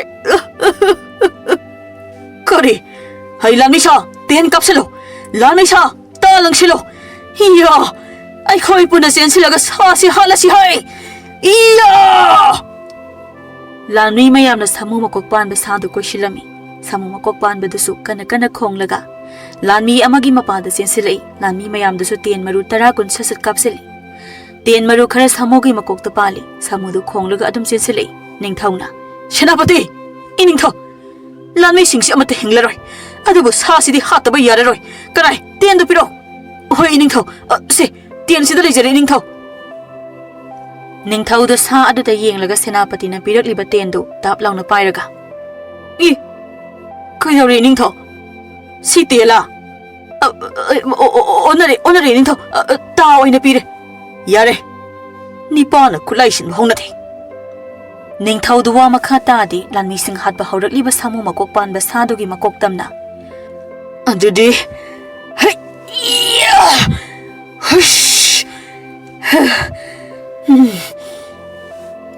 ꯇꯥꯗꯨ ꯁꯥꯃꯨ ꯃꯀꯣꯛ ꯇꯝꯅ ꯌꯥꯝꯅ ꯌꯥꯡꯅ ꯑꯀꯟꯕ ꯁꯥꯐꯨ ꯑꯃꯗ ꯍꯨꯏꯁ ꯂꯥꯎꯅ ꯄꯥꯏꯁꯤꯟꯈꯤ ꯇꯥ ꯄꯥꯏꯁꯤꯜꯂꯛꯄꯒꯤ ꯃꯈꯣꯜꯗꯨ ꯂꯥꯟꯃꯤꯁꯤꯡ ꯑꯗꯨ ꯇꯥꯏ ꯑꯗꯨꯒ ꯁꯥꯃꯨ ꯃꯀꯣꯛꯇꯨꯁꯨ ꯃꯈꯣꯜꯗꯨ ꯇꯥꯔ ꯃꯥꯜꯂꯦ ꯃꯥꯁꯨ ꯅꯤꯡꯊꯧꯔꯣꯝꯗ ꯁꯠ ꯂꯥꯎꯅ ꯌꯦꯡꯂꯨꯕꯒ ꯃꯤꯠꯀ ꯀꯨꯞꯄ ꯅꯪꯗꯦ ꯇꯥ ꯑꯁꯥꯡꯕꯗꯨ ꯁꯥꯃꯨꯗꯨꯒꯤ ꯃꯀꯣꯛꯇ ꯖꯣꯞ ꯂꯥꯎꯅ ꯂꯝꯃꯨꯛ ꯂꯨꯅ ꯆꯪꯉꯒ ꯌꯨꯡꯈꯤ ꯑꯗꯨꯕꯨ ꯂꯥꯟꯃꯤꯗꯤ ꯍꯤꯡꯒꯗꯕ ꯑꯃꯠꯇ ꯌꯥꯎꯔꯝꯗ꯭ꯔꯦ ꯃꯊꯤꯕꯣꯡ ꯊꯣꯛꯄ ꯃꯉꯛ ꯀꯦꯟꯕ ꯉꯥꯛꯇ ꯉꯥꯏꯔꯝꯂꯦ ꯂꯥꯏꯅꯤꯡꯕ ꯑꯍꯜ ꯑꯗꯨꯁꯨ ꯀꯉꯥꯟꯕꯅ ꯍꯤꯡꯒꯠꯍꯟꯕ ꯑꯣꯏꯊꯣꯛꯂꯔꯣꯏ ꯍꯥꯏꯔꯝꯃꯤ ꯀꯉꯥꯟꯕꯅ ꯅꯤꯡꯊꯧꯁꯨ ꯃꯥꯒꯤ ꯃꯪꯂꯥꯟ ꯇꯪꯈꯥꯏ ꯑꯃ ꯌꯨꯝ ꯅꯤꯡꯈꯥꯏꯕꯒꯨꯝ ꯅꯤꯡꯈꯥꯏꯈꯤꯔꯝꯃꯤ Ningthouga Senapatiga Kanganbagadu Uwa amata haudaba unna kupa chingmatol amada lepaga nongsup maikaida yenglaga Senapatina Akiba thawai mayamgi leifam ahoba makul leifam sidi chingdol sidagi uridana iningthau Akiba thawai panbasingna azauba ahoba makul manung aduda law khongbagi akiba khonjel su naksilaga tabu phanglaklagani Kanganbana Phare chapchabi karino haibadu khangdoklasi chanaba tawsi Senapati amadi inaw siba kiba hawjikte aikhoi ahum khakta ngairabanina uksel khara sengnasi lainingba haldugi mateng khara lawgi hotnabani adubu madi ngari ngaro taraga toe Senapatina ngari ngaro haidi Ningthou ngari taraga toe habadi kem kanadre habani ngaraksu chamane wahanto Kanganbana is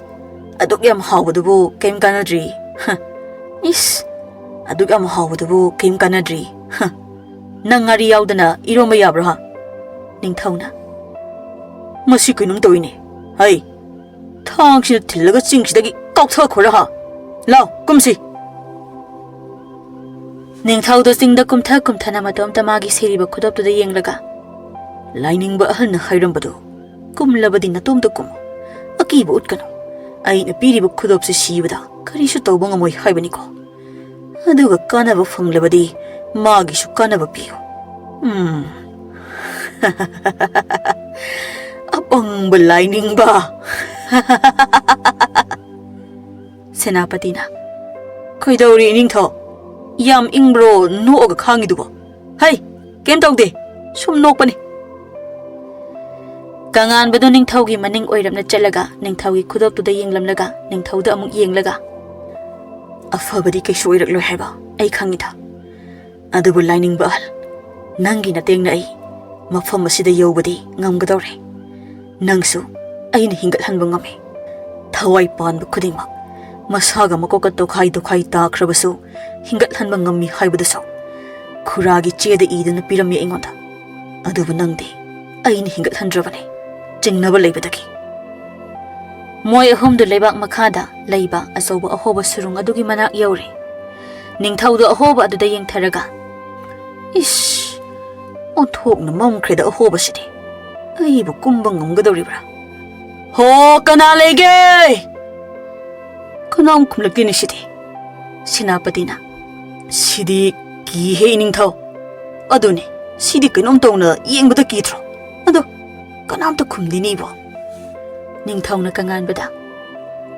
siba kibana Ningthou sidi ki he Ningthou namidang su tarakle mafam sisu loina mame ngasi ahinga si lelaga hayeng punna kumlasi ahoba makhulasi ai tomta kumgeda Senapatina hoi adumai tawbana phani Ningthou Kanganbana adudi aini Ningthougi mamai sadana inarakle sidi kai kana dawriba hai nangdi ngana lehwa yarina koino haisibu Ningthou hai nangdi hanugudu sibada nangsu adum lehwa yare nangdi hojik kem kanadre hojik thabakse itomtana tawgudaba khak ngaire Senapatina aidi kem kaide loini gai Ningthouna tawgudu Kanganbana phare adudi Ningthouni hek kumbaga mathakse nungjan silaki asuk yam pak chaw khraba makhulsi nangna nungjan doiba ha ai kumge chalo chalake ai chalake ai chalake makhum khumjlake somda tangzalemga kaisalga hingchabaga dumarum amada lepaga kaisalna korino aman hasina tawrisina onthong angang ta khida mai maongse chahi kaya mi loinaraktabagi angangi kokhara yauri tawrini ipa kaisal hingsabana aikhoi Ningthouna manungda changkhibado ngai dawribra natraga aikhoi hojik kari tawsige bema Ningthougi sangyengse amukta yengkhisi aduga phattabada mayoknanaba sem sasi Ningthougi sagol singsu amamam ani sihoraba mali amata yauramdre namidang Ningthoudu ganja khara purei aduga moi anigi manakta phamtharaga Ibo kidanaba si thaksi masigi aina purakliba nung ahoba sei phi khara namsilaga hauna singthoksi kanjase Senapati ꯃꯩꯗꯣ ꯃꯩꯇꯥꯜ ꯂꯧꯁꯤ ꯀꯟꯖꯥꯁꯦ ꯆꯤꯡꯅꯕ ꯏꯅꯤꯡꯊꯧ ꯄꯣꯠꯁꯤꯗꯤ ꯃꯅꯝꯁꯦ ꯐꯖꯔꯦꯍꯦ ꯀꯥꯏꯗꯒꯤ ꯀꯟꯖꯥꯅꯣ ꯏꯅꯤꯡꯊꯧ ꯁꯨꯝ ꯐꯤꯗ ꯃꯥꯕꯗ ꯈ꯭ꯋꯥꯡꯗ ꯌꯦꯞꯄ ꯂꯩꯔꯝꯃꯤꯅꯤꯅꯦ ꯀꯉꯥꯟꯕꯅ ꯑꯩꯗꯤ ꯀꯟꯖꯥ ꯊꯛꯇꯦꯀꯣ ꯏꯅꯤꯡꯊꯧ ꯀꯟꯖꯥ ꯊꯛꯄꯁꯦ ꯅꯣꯛꯈ꯭ꯔꯗꯤ ꯑꯗꯨꯝ ꯅꯣꯛꯑ ꯂꯩ ꯍꯥꯏꯕꯅꯦ ꯀꯞꯄꯒꯅ ꯑꯗꯨꯝ ꯀꯞꯄ ꯀꯤꯗ꯭ꯔꯒꯅ ꯑꯗꯨꯝ ꯀꯤꯗꯕ ꯀꯤꯔꯒꯅ ꯄꯪꯀꯤꯗ ꯑꯗꯨꯝ ꯀꯤꯕ ꯏꯅꯤꯡꯊꯧ ꯆꯥꯛꯀꯁꯦ ꯄꯪꯆꯥꯗ ꯆꯥꯏ ꯍꯥꯏꯕꯅꯦ ꯑꯗꯨꯅ ꯆꯥꯅꯤꯡꯉꯥꯏꯁꯨ ꯑꯃꯠꯇ ꯌꯥꯎꯗ꯭ꯔꯦ ꯑꯗꯨꯅ ꯑꯩꯗꯤ ꯊꯛꯑꯣꯏ ꯅꯆꯤꯟ ꯌꯥꯝ ꯊꯤꯗ ꯏꯕꯣ ꯅꯪꯁꯨ ꯊꯛꯇꯕ ꯃꯤꯅ ꯍꯦꯟꯖꯤꯜꯂꯤ ꯋꯥꯔꯤꯁꯦ ꯑꯁꯨꯛ ꯀꯨꯏꯅ ꯊꯛꯂꯛꯂꯤꯁꯤ ꯅꯪꯅ ꯍꯥꯏꯔꯤꯁꯤꯡꯗꯣ ꯑꯩꯉꯣꯟꯗ ꯑꯝꯇ ꯇꯧꯗꯦ ꯊꯛꯀꯦꯔ ꯊꯛꯂꯣꯏꯒꯦꯔ ꯑꯩꯗꯤ ꯁꯨꯡꯊꯛ ꯊꯛꯂꯣꯏ ꯀꯨꯁꯤ ꯑꯗꯨꯗꯤ ꯅꯪ ꯀꯔꯤꯒꯤ ꯑꯩꯒꯤ ꯇꯨꯡ ꯏꯟꯅꯔꯛꯏꯕ ꯍꯥ ꯅꯪ ꯂꯩꯍꯧꯔꯣ ꯌꯥꯗ꯭ꯔꯣ ꯑꯗꯨꯝ ꯁꯦꯅꯥꯄꯇꯤꯅ ꯏꯅꯤꯡꯊꯧ ꯁꯨꯕ ꯍꯧꯖꯤꯛꯇꯤ ꯄꯟꯊꯨꯡꯐꯝ ꯌꯧꯔꯃꯤꯅ ꯃꯤꯒꯤ ꯇꯧꯕꯤꯃꯥꯡꯒ ꯂꯣꯏ ꯀꯥꯎꯅꯔꯛꯑꯗꯧꯅꯤ ꯍꯩ ꯃꯤꯅꯥꯏꯒꯤ ꯁꯦꯅꯥꯄꯇꯤ ꯃꯤꯒꯤ ꯋꯥ ꯉꯥꯡꯉꯤꯅꯦ ꯅꯪꯁꯨ ꯃꯥꯒꯤ ꯊꯕꯛ ꯂꯣꯏꯔꯦ ꯀꯩꯅꯣ ꯃꯥꯅ ꯍꯤꯡꯍꯟꯕ ꯃꯤꯁꯨ ꯁꯤꯍꯧꯔꯦ ꯍꯧꯖꯤꯛꯇꯤ ꯅꯪꯒꯤ ꯃꯤ ꯑꯃꯠꯇ ꯂꯩꯇ꯭ꯔꯤ ꯃꯐꯝ ꯑꯁꯤꯗ ꯑꯗꯨꯅ ꯅꯪꯗꯤ ꯅꯃꯤꯡꯒꯤ ꯅꯤꯡꯊꯧꯈꯛ ꯉꯥꯏꯔꯦ ꯍꯧꯖꯤꯛꯇꯤ ꯁꯦꯅꯥꯄꯇꯤꯗꯤ ꯅꯪꯒꯤ ꯃꯤꯆꯪꯁꯨ ꯆꯪꯕꯤꯗꯕꯗꯣ ꯀꯔꯤꯕ ꯑꯩꯕꯨ ꯃꯤꯡꯈꯛꯀꯤ ꯅꯤꯡꯊꯧꯑꯕ ꯑꯗꯨꯗꯤ ꯊꯥꯡꯁꯤꯅ ꯅꯪ ꯅꯤꯡꯊꯧꯅ ꯊꯥꯡ ꯁꯠꯄꯒ ꯀꯉꯥꯟꯕꯗꯨꯁꯨ ꯃꯌꯨꯝ ꯑꯃ ꯄꯥꯏꯔꯒ ꯑꯗꯨꯗꯤ ꯀꯟꯊꯠꯅꯕ ꯇꯥꯕꯅꯦ ꯂꯥꯎ ꯂꯥꯎ ꯀꯟꯊꯠꯅꯁꯤ ꯂꯥꯎ ꯅꯪ ꯅꯤꯡꯊꯧꯅꯤ ꯀꯥꯏꯅ ꯌꯥꯝ ꯎꯁꯤꯠꯇ꯭ꯔꯦ ꯑꯩꯉꯣꯟꯗ ꯅꯤꯡꯊꯧꯒ ꯀꯉꯥꯟꯕꯒꯗꯨ ꯊꯥꯡꯒ ꯃꯌꯨꯝꯒ ꯍꯥꯏꯗꯠꯅꯔꯤ ꯎꯔꯥꯎ ꯊꯔꯥꯎ ꯇꯧꯅꯗꯨꯅ ꯑꯗꯨꯕꯨ ꯃꯣꯏ ꯑꯅꯤꯅ ꯂꯥꯎꯅꯕꯗꯨ ꯂꯩꯕꯥꯛ ꯃꯈꯥꯗ ꯍꯨꯠꯂꯒ ꯂꯩꯔꯤꯕ ꯆꯥꯎꯔꯕ ꯃꯈꯨꯟꯗꯨꯗ ꯂꯣꯏꯅ ꯆꯪꯈꯤ ꯁꯦꯅꯥꯄꯇꯤꯗꯨꯗꯤ ꯈꯥꯝꯕ ꯇꯜꯂ ꯃꯥꯜꯂꯦ ꯃꯇꯥꯏꯗ ꯎꯋꯥ ꯎꯋꯥ ꯂꯥꯎꯔꯒ ꯀꯣꯏꯅ ꯆꯦꯜꯂꯤ ꯅꯤꯡꯊꯧꯒ ꯀꯉꯥꯟꯕꯒꯗꯨ ꯃꯌꯨꯝꯒ ꯊꯥꯡꯒ ꯀꯟꯊꯠꯅꯕꯗꯨ ꯃꯩꯔꯤꯛꯄꯤ ꯕ꯭ꯔꯪ ꯕ꯭ꯔꯪ ꯀꯦꯜꯂꯤ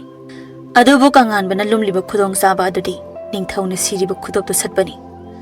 ꯑꯍꯤꯡ ꯅꯣꯡꯌꯥꯏꯅꯤ ꯀꯉꯥꯟꯕꯗꯨ ꯅꯤꯡꯊꯧꯒ ꯐꯨꯒꯩ ꯐꯨꯅꯔꯒ ꯅꯥꯈꯣꯛꯂꯒ ꯇꯨꯝꯂꯤ ꯁꯦꯅꯥꯄꯇꯤꯁꯨ ꯃꯤ ꯈꯥꯝꯕ ꯍꯩꯇꯕꯒꯤ ꯃꯥꯁꯨ ꯋꯥꯔ ꯃꯥꯜꯂꯦ ꯀꯉꯥꯟꯕꯒ ꯃꯈꯣꯡꯗꯨ ꯊꯥꯡꯒꯠꯅꯔꯒ ꯇꯨꯝꯂꯤ ꯅꯤꯡꯊꯧꯗꯨ ꯃꯩ ꯇꯦꯛꯂꯒ ꯐꯝꯃꯝꯕꯗꯒꯤ ꯃꯥꯏꯁꯤꯁꯨ ꯅꯥꯕꯗ ꯂꯣꯏꯔꯦ ꯃꯥꯒ ꯊꯤꯟꯗꯠꯅꯕꯒꯤ ꯑꯗꯣ ꯃꯩꯗ ꯀꯟꯖꯥ ꯍꯥꯞꯆꯤꯜꯂ ꯊꯥꯕꯗꯩ ꯑꯅꯤꯁꯤ ꯉꯥꯎꯔꯒ ꯇꯨꯝꯈ꯭ꯔꯦꯅꯦ ꯑꯗꯨꯗꯤ ꯑꯩ ꯑꯆꯧꯕ ꯑꯍꯣꯕ ꯃꯈꯨꯜꯁꯤꯗ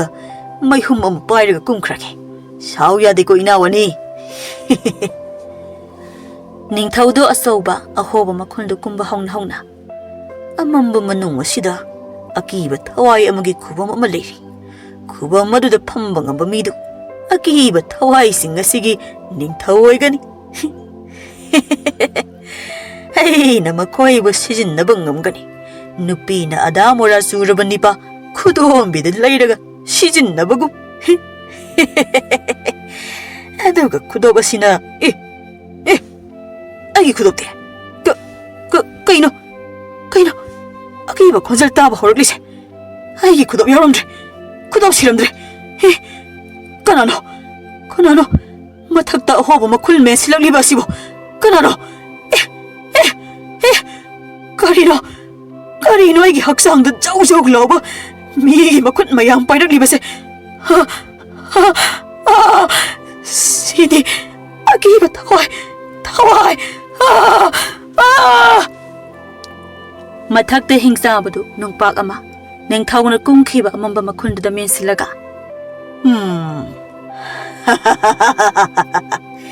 ꯁꯤ ꯑꯣꯏꯔꯗꯤ ꯐꯔꯦꯗꯅ ꯑꯩꯅ ꯍꯥꯏꯕꯗꯨꯅꯤ ꯑꯩꯕꯨ ꯍꯤꯡꯍꯟꯕꯤꯔꯤꯕ ꯅꯍꯥ ꯅꯉꯣꯟꯗ ꯑꯩ ꯅꯪꯒꯤ ꯃꯇꯦꯡ ꯄꯥꯡꯒꯅꯤ ꯍꯥꯏꯅ ꯂꯥꯏꯅꯤꯡꯕꯅ ꯁꯤꯔꯤꯕ ꯈꯨꯗꯣꯞꯇꯣ ꯃꯇꯤꯛ ꯃꯌꯥꯏ ꯌꯥꯝꯅ ꯂꯩꯕ ꯈꯨꯗꯣꯞꯅꯤ